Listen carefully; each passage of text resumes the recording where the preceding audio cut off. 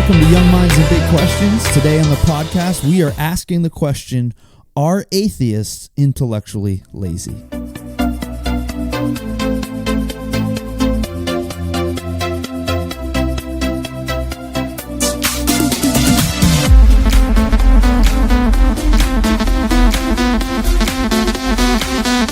Welcome, everybody, to Young Minds and Big Questions. So happy that you're joining us today and listening in. My name is Jared. I'm one of your hosts of this wonderful program, as well as my co-host, Anthony. Hey, guys. How you going? How you going? Yeah, I'm sorry. What kind of response is that? Did you mean to say how you were doing? Where Sorry, are you going? Anthony's a little tired, or something's wrong with him. Anyway, Where are you going, Anthony? I'm not sure. Anthony, welcome. Good to be with you as usual. It's good to be here. And we're joined by a special guest. He's not a stranger to the show. He's been on the podcast before, but Yes. Joseph Correo is also here with us. Our biological pastor. Biological pastor. Joe, What are you known for? Welcome. If you don't know, Joe, he works here at the church with our youth ministry, and he has also done some college in biology, and now he's shifting over to theology, so he kind of... he has his hands in both worlds. Both worlds. Yes. Yeah, Both worlds. both worlds. And Beautiful. enjoys talking. So he'll be a great addition today, as our topic involves a little bit of science and biology. So welcome, Joe. Welcome back. Oh, thank you. I'm happy to be here. I'm excited. Not as excited as Anthony is to have Not him, as so. excited because he's going somewhere. Yeah. We just don't know where. So today we're talking about this question. We're actually posing a question, which I have not heard posed before. But recently, as if you listen to the podcast, you know that all of us are very into apologetics. We enjoy watching debates and listening to some of the new atheists and the critiques of Christianity and even critiques of belief in God in general. And as I was listening to one of these debates on Premier Christian Radio, the Unbelievable podcast. The best podcast besides ours, Besides by the way. ours, of course. Justin Briley, if you're listening, we love you and have us on. We love you, Justin. Yes. Wow. Anyway, I was listening to that podcast, and it kind of struck me that you have all of these very intellectual thinkers that don't believe in God, and they're constantly debating all kinds of questions, and some of the questions are stuff we've talked about, right? Like the age of the earth and all this kind of stuff. But whenever they get pressed on, in my opinion, what is the biggest and most foundational question, they all seem to be completely okay with not having an answer. Yeah. And so if they're asked, well, why is there something rather than nothing? The questions of meaning and purpose. There is no answer. There's no answer, and it almost seems, and maybe this is a front for them, but it almost seems like they're okay with not diving in. So they're so critical of Christianity and belief in God because it's unintellectual and it's all faith, but when it comes to the biggest and most important question, they're fine with not even diving in and even thinking it through. So today we're gonna discuss that idea, and we're gonna bring up that question: are atheists actually the ones who are intellectually lazy? Gentlemen, what are your thoughts? I definitely think it's a fair question, and it should be asked. And I know a lot of atheists that I've seen in these debates have brushed it off as a silly or stupid question. And no, they literally say it's silly or stupid. Yes. They literally have said that. It's brushed off as a silly or stupid question, and I don't think of it as either. I think it's a foundational question that we should be asking. And if we're not exploring it, I would agree with Jared saying the atheist view in that sense is lazy. I don't want to caricaturize all atheists by having that kind of response to the question of meaning, but I think a really good place to start talking about these questions is by pointing out that truth always has more than one level of explanation. If I put a teapot in front of you, the scientists could come up to that teapot and tell us that the burning gas heats the H2O molecules and that makes the kettle boil. That's one kind of explanation. But there's also another explanation. I'm thirsty, and and I want something to drink. So many atheists are content with only answering the questions that have to do with mechanism, as people who concern themselves with trying to answer all the questions, to trying to find all the facts. I think it's intellectually lazy to push the ultimate questions of meaning and purpose to the side. Yeah, so to your example, they're cool with saying, "Oh, here's how the teacup and the tea works, and here's how it's hot, and here's how." Yeah. But they're unwilling to answer the question. Well, why is there even a tea or teacup in the first place? Why are we is it even having here? tea? Yeah. Why are we drinking? Which in my mind, if we're humans pursuing knowledge, that's the most important question of all. Yeah. So, and I think it's interesting, and we're going to play a clip in a second, and then we'll dive into this a little deeper. But I think it's interesting because what is the most common accusation of the church and Christianity, right, is that we are unintellectual from atheists and the scientific community. That and we're I think we could probably unintellectual. agree with that. A lot of the times Christians Which is Yeah. why we're doing this podcast. Yeah. We want to encourage thinking and questioning and diving in deeper. But it's interesting that is so often the critique of Christianity. And a belief in God is thought of as, well, you're an idiot. That's so unintellectual. Yeah. And I actually think today, and I think the challenge for Christians is, as we dive into this should be a critique that we have of atheism. And to say, you're intellectually lazy because you're not pursuing the biggest question of all. Yes. So, without further ado, we've got a clip here. Anthony, Without further ado. why don't you tell us a little about this clip, introduce it, and then we'll play the clip. It's a clip with Peter Atkins versus Zachary Arden. And Zachary Arden is a PhD biologist. Very similar to Joe, although minus the PhD. minus the PhD part. And Peter Atkins is basically, he is a world-renowned Oxford chemist. He's very smart in his field. And a lot of times when these scientists dive into theology, let's just say bad things happen, okay? Yes. You can't, at this stage, say absolutely there is no God, but it's such a lazy explanation of things. You know, people say, okay, we've got this great problem of where it all came from. It must have been done by something that we call a God. And that's an empty, lazy explanation. What we scientists are doing are edging back with drawing on experiment, drawing on theory, and hoping and expecting to one day to be able to say, that's it, that's how it happened.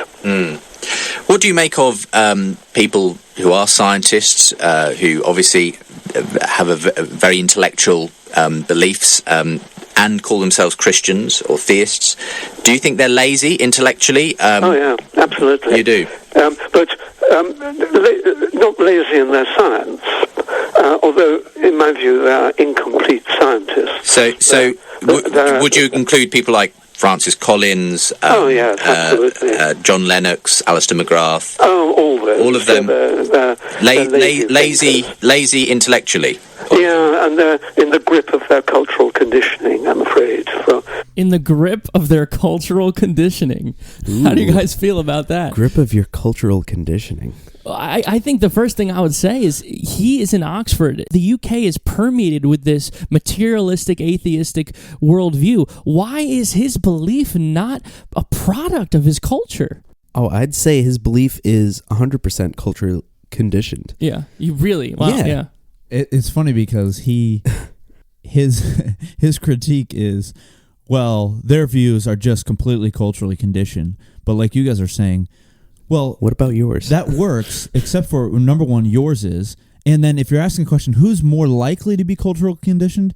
It's definitely his, because we live in a world now where in the academic sphere, the guys that he's talking about, John Lennox, Francis Collins, they're swimming against the flow, right? I mean, these are not guys that are going, well, everybody else is saying this, so I'll just go along with it. I mean, he's way more likely to have a culturally conditioned view than those guys. To be fair, he does say that his view can be culturally conditioned. He admits that. Yes. But why even use the argument if the argument could cut both ways? I completely agree with you, because going to a secular college, Queen's College, and in the biology department, I was seen as the pariah. I was one of the few people that still was a theist, and a biologist and a theist. Yeah. That is kind apparently of like an oxymoron. They thought of that as very oxymoronic. Yeah. Wow, that's interesting. So I definitely see it as you're definitely going counter to what is the norm. And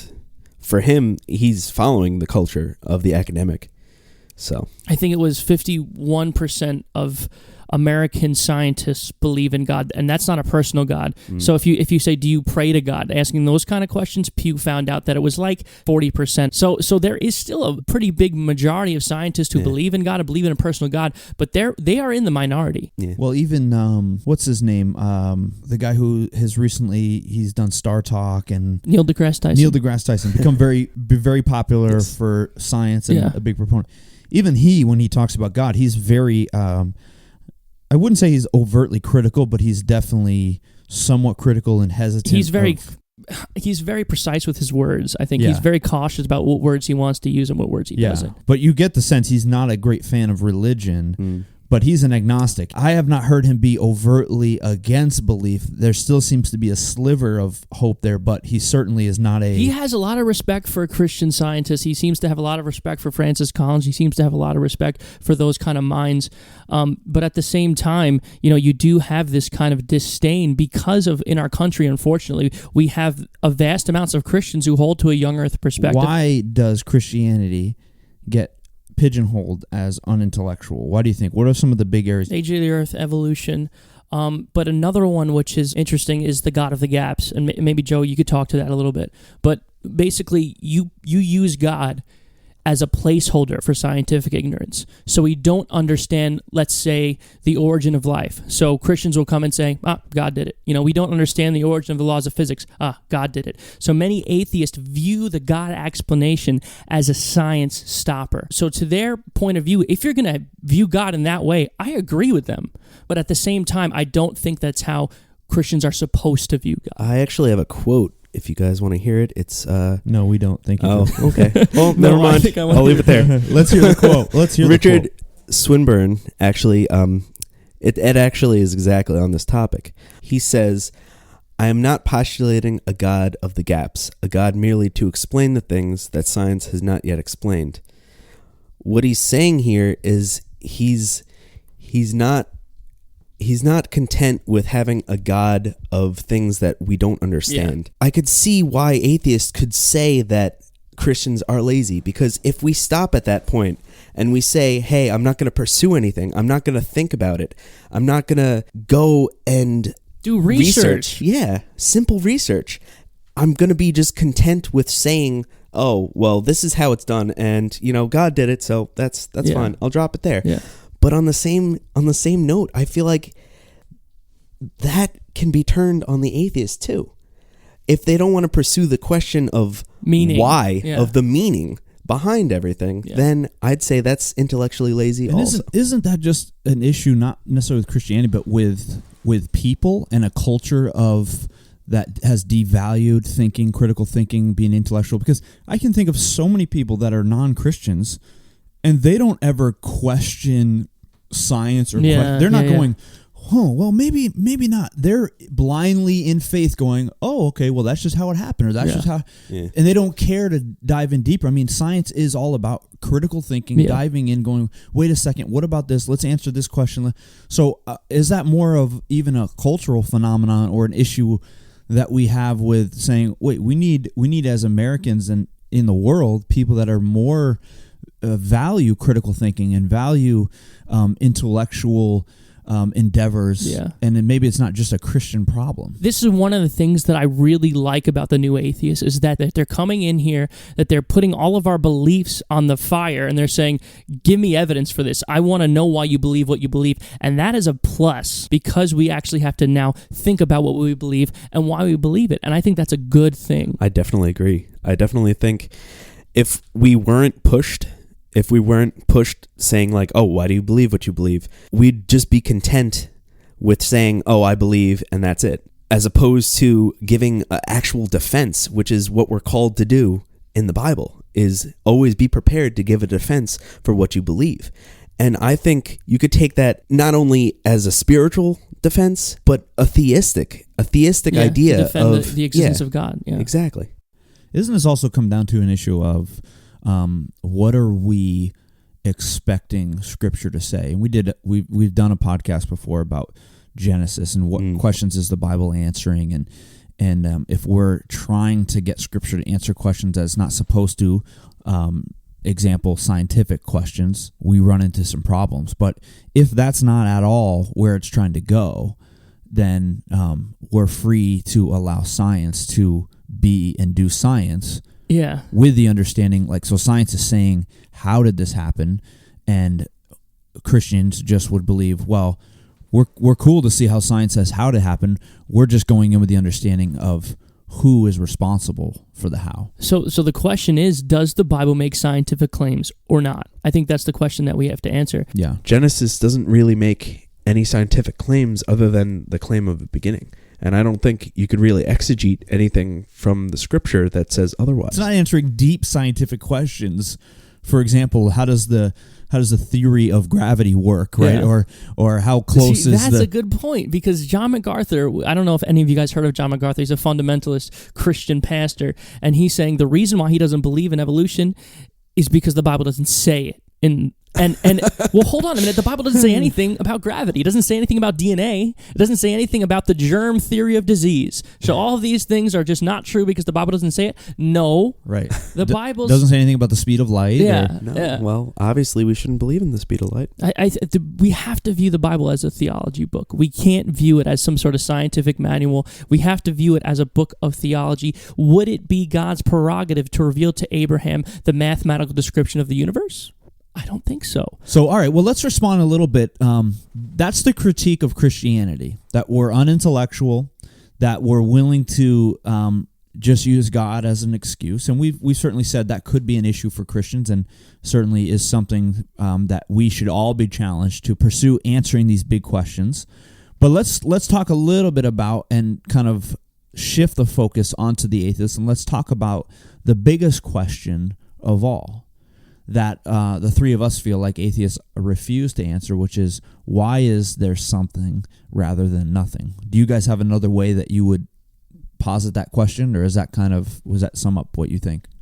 I think that sums up what I think. Anthony? Of course I would agree with that wording. It's the classic Leibnizian question of why there is something rather than nothing. It is the pivotal question of human existence. Why then, because you both said that you feel like atheists are intellectually lazy because they refuse to answer that question or don't want to dive into that question. Why is that true? Why are atheists intellectually lazy? Because they don't want to answer that question. First of all, I don't want to paint all atheistic thinkers with a broad brush. Not all atheists think the question of why is a silly one. Now, I've heard plenty of them who do, but I think the bottom line is, on an atheistic framework, there is no answer to the question of why. Science asks the question how things happen, but there are questions of meaning and value and purpose which science just doesn't address. Science doesn't ask those questions to begin with. So I would argue that atheists become intellectually lazy when they presuppose that the questions of meaning, morality, and purpose have no answer. Here's the thing.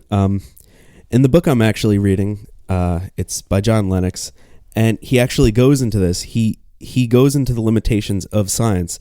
He talks about, if I was making a machine that can only observe visible light, and I was trying to disprove X-rays. X-rays are outside of the visible light spectrum, and I'm trying to use visible light to explain why X-rays don't exist. That's a great analogy. And I feel like that's exactly what's going on here. Yeah. Like, scientists are trying to use something in the physical realm, something in time-space, to disprove something that exists outside of time and space, which is God. That's a great point. I guess to my feeling is, as I look at science and the idea of cause and effect and how we can observe things and say, what created this scenario? Why are we at the point we are now? Let's look back and deduce why this happened. I think all of science does point, when you take science and then posit it into this major question of the universe, why are we here rather than not being here? I think science does point to the existence of a God or a creator or something that is metaphysical, outside of the physical realm. I think it absolutely does point to that.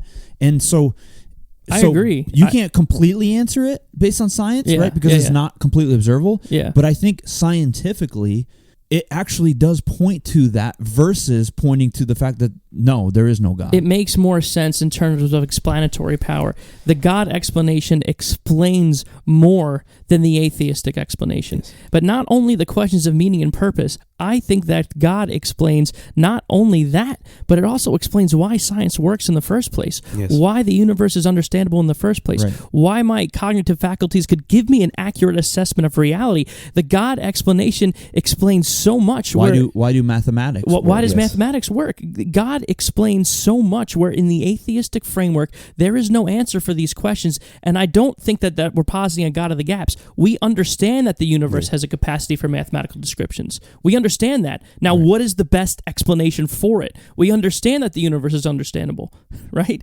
We understand it. So what is the best explanation for that? So I think God, in terms of explanatory power and explanatory scope, holds the most water. We understand the universe is finely tuned. There's the teleological argument, right? We could go on, but Yeah. So all of these things, all of these scientific understandings point to the fact that, okay, the most reasonable explanation for why are we here versus not being here is that there is something that was the cause. There is an ultimate cause agent. Yeah. I actually have a quote that goes along with this. Another quote, C.S. Lewis. Men became scientific because they expected law in nature, and they expected law in nature because they believed in a lawgiver. We should go into that because I think what Peter Atkins was saying in the beginning was that the God explanation actually stops science. But I want to argue that that's completely false. The God explanation does not hinder science. If you look at the 16th and 17th centuries, the God hypothesis actually put the enterprise of science in motion. I mean, if you look at Newton or Galileo or Kepler or Copernicus, all of these guys believed that the universe was understandable because they believed in a theological foundation that not only their minds were made in the image of God, but that the universe was created by God. So science was undergirded with theological grounding. Yeah, belief in God is what propelled science to move forward. It was really the catalyst. Yeah. Which is forced actually them. very different from Yeah. like ancient cultures and their views of gods, Yeah. which is that it was all this random kind of Chaos. mess and chaotic. Yeah. And I mean, it wouldn't have been necessarily this measurable, understandable No. kind of thing that worked together. Even modern cultures, if you want to go to polytheistic cultures and other cultures like that, science didn't start in a polytheistic framework. Science didn't start in an atheistic framework. Science started in a culture that was drenched in Christian theology. Yeah. And the thing you bring up about polytheism, and even today in cultures that believe in multiple gods, science is not really a major part of that, partly because they would attribute, if you want to talk about God of the gaps, they would attribute it's like gods of the everything. Yeah. You know what I mean? Yeah. Anything is supernatural. Yeah. And so the paper towels fall off the table, and there was some god who did that, or Some god pushed it and pulled it down. Zeus, the god of thunder, he is what is causing the thunder to happen. So there's no need to pursue, No. naturally, why did this happen? Yeah. So in the Christian worldview, you have good reason to pursue those questions. Right. With these polytheistic gods that they have, the thing is their beginning is still inside of time and space. Yeah. They don't have that outside in perspective. They were created at a point.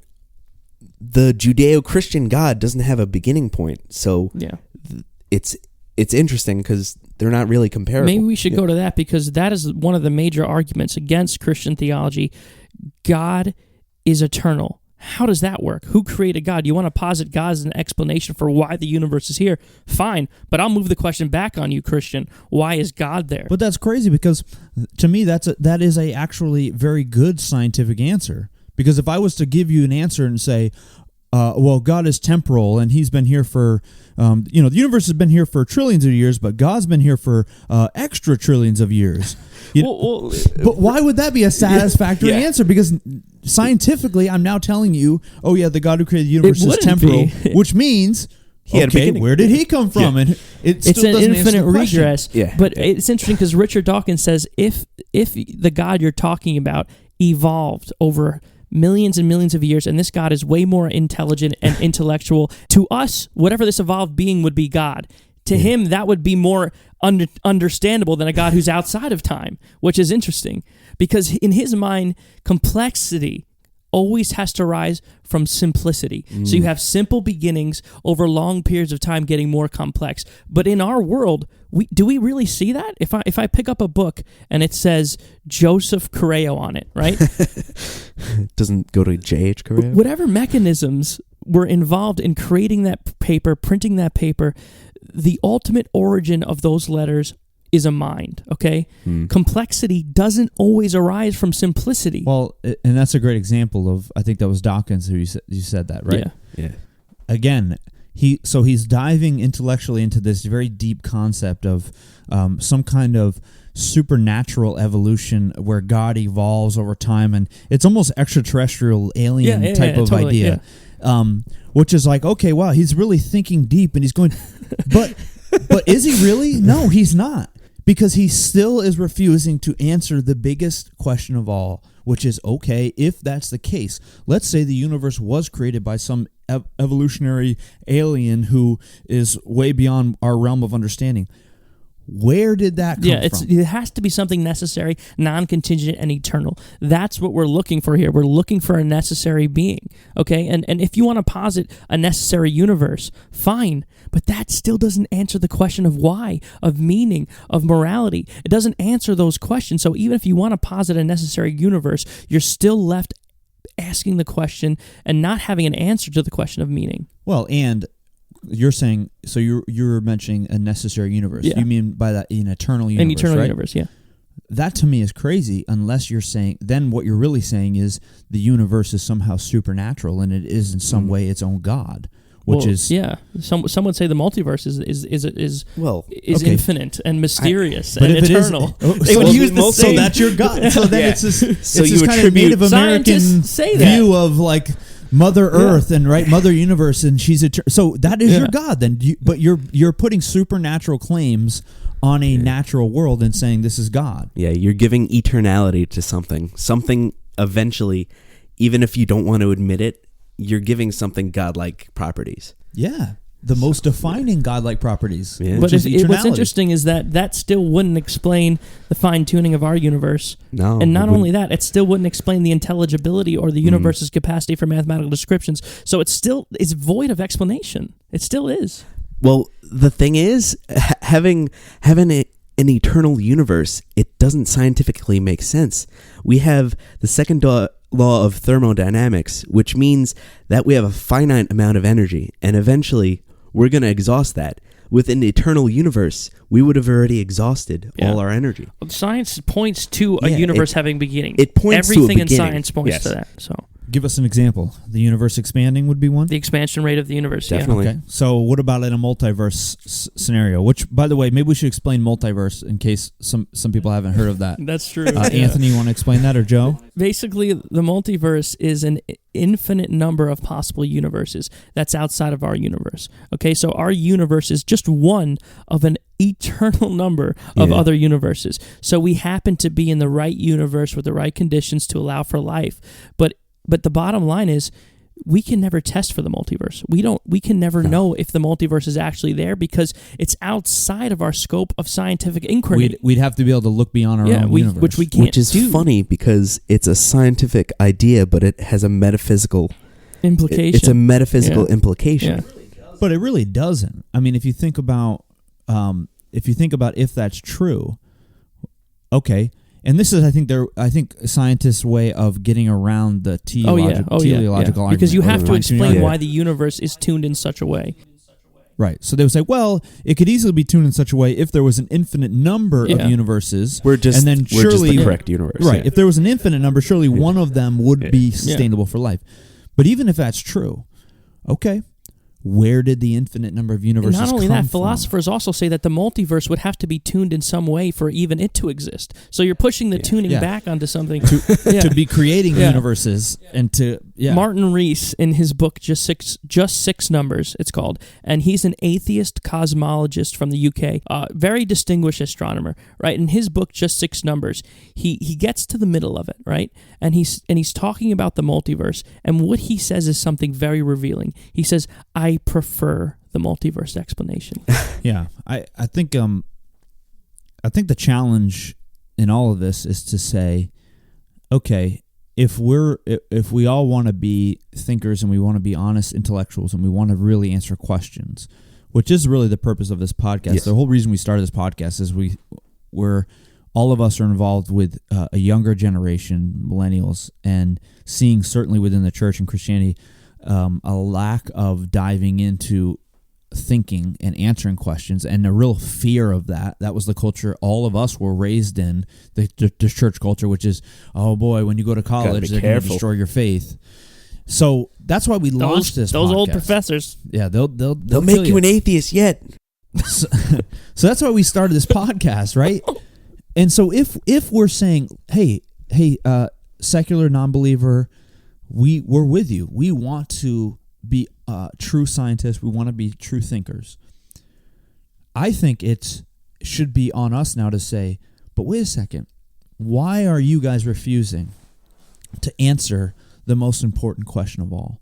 And for me as a human being, I cannot understand how there is a more important question than why is there something rather than nothing? Why are we here? That is the single most important question because it has the most weight on our life, how we should live, what our purpose is. Do we even have a purpose? All of those things. Evolution doesn't answer that. The age of the earth doesn't answer that, right? I mean, any other measurable scientific area of study doesn't answer that. So if this is the most important question that has the greatest implications for all of us in so many different ways and morality and all why is this the question that we're refusing to touch? It's like he said, he prefers, this scientist is very revealing in saying that he prefers a universe without a God. I think that's what it might come down to. But an interesting thing, I feel like when you do science, you have to presuppose certain things. You have to kind of go into science presupposing that it's intelligible. And really, other than that, it's kind of a blank slate. So when you're starting off with a refusal to believe a possibility of something happening, you're already very biased. It's interesting because atheists often, like if you listen to Dawkins or you listen to Peter Atkins or you listen to Krauss, they say the question of why is a silly question. And that's a quote. No, that's a direct quote. Atkins says it's a silly question. All right. And I don't understand how you could go as a scientist, as someone who values inquiry, already presupposing that the question of meaning and the question of purpose is silly. I mean, that is just so revealing. How revealing is that? You are presupposing that the most important question in humanity's history is silly? That's Really? bad science, I'd say. It is, yeah. You're refusing to answer a question. It's bad humanity. Yeah, no. Intellectually lazy. How do you I don't understand how you as a human, and there's no way that I don't know him, obviously. There's no way he hasn't woken up in the morning at like, points of why his am I life here? and gone, man, what is life about? Like, those are intrinsic into all of humanity, and we can suppress them, I think, over time. And like you said, we can start to have a presupposition of like, well, it doesn't really matter, and I'm just going to keep myself busy with doing this. But that's the most basic question for children, right? Why am I here? What is life about? What is the meaning? What is the purpose? Like, what is right and wrong? We've talked about objective morality and all these. It's the most basic question. So to say that it's unimportant or doesn't matter, I mean, it's an injustice, to the question in general. It might be a simple question, but in its simplicity, I'd say it's very complex because... That's profound, Joe. Yes, thank you. Do you think part of this is because that question starts to dive into philosophy? Yes. I think it is. Because you can't answer that question without sacrificing the worldview that you have. And a lot of scientists, maybe I shouldn't say a lot of scientists, but if you listen to non-believing scientists, they don't seem to always have a lot of respect for philosophy. Is that? Oh, yeah. Have you guys found that to be true? For the most part, for who I've listened to, most of them do not have any respect for philosophy. But you can't say that for all of them. No. There are a few. There are a few, but even Stephen Hawking actually said philosophy is dead. How crazy is that? He literally says philosophy is dead. But how do we know? That's not a scientific statement. Yeah. It's a philosophical It's a philosophical statement. And then is he reviving philosophy to kill it? Like, I don't know. Like, you make these metaphysical statements, right? And then you don't understand that those statements are not statements of science. You know, when Bertrand Russell says, what science cannot tell us, mankind cannot know. That's Bertrand Russell. The question to Bertrand, is that a scientific statement? No. Nope. So we can't know it. It's circular reasoning. He's not a good logician, honestly. No. Do you guys think it's because of the it's kind of the characterization of philosophy? And even when I was growing up as a kid, like, no one's paid to be a philosopher anymore, right? No. I wish they were. That would be so awesome. That would be awesome. Like, we're just going to pay you to think. Just think stuff up and tell us what you think. You know what Wear I a mean? robe. You gotta gotta Like, I'll do that job. I'll sign up for that. You gotta Like, go to a university. You gotta teach for a while, get tenure, and then you can start to write. and maybe write books. But even writing books, that's only become kind of recently popularized again. Yeah. So I think growing up, like, you talk about philosophy, and it was kind of like, oh, didn't the ancient Greeks do that? Was that something that happened back then? You know, and or it was like the made fun of degree at school. It was like, you do ceramics. What can you really do with this, right? You majored in ceramics or philosophy. You know, it was like one of those meaningless. I majored in kind of, philosophy and minored in ceramics. Yeah, the kid that just wants to sit in his basement and like think of stuff. I love philosophy. It's the coolest it's degree so much in fun. my mind. Honestly. Yeah, it doesn't quite pay the bills, only for the rare few. But I think it's a lack of understanding of the nature of philosophy. Oh, definitely. And how philosophy plays into every person's life. Yeah. Every person that's listening to this is a practicing philosopher in some way. In some way. Would you guys agree? Oh, yeah, I would definitely agree. I think it's interesting to dive, and if you're listening, I would encourage you to dive into a little more. A great resource would be William Lane Craig, Reasonable Faith. He has another podcast called Reasonable Faith, and then another one called The Defender's Class. And Reasonable Faith is shorter, and he dives into philosophy. And some of his stuff can be a little challenging and over the head for someone who's diving into it at the beginning. But I think he's also helpful just to understand. For the lay people, he's actually pretty good. He's pretty good, so, right? Yeah. And understanding how Christianity and philosophy merge together, I think he's helpful. So I think we're coming to the end here, gentlemen, and I don't know if you guys have any kind of last thoughts about this idea of are atheists intellectually lazy? You guys got any kind of closing remarks for us? Just don't brush off the question of why. If you're an atheist and you're listening, don't brush off the question of meaning and purpose.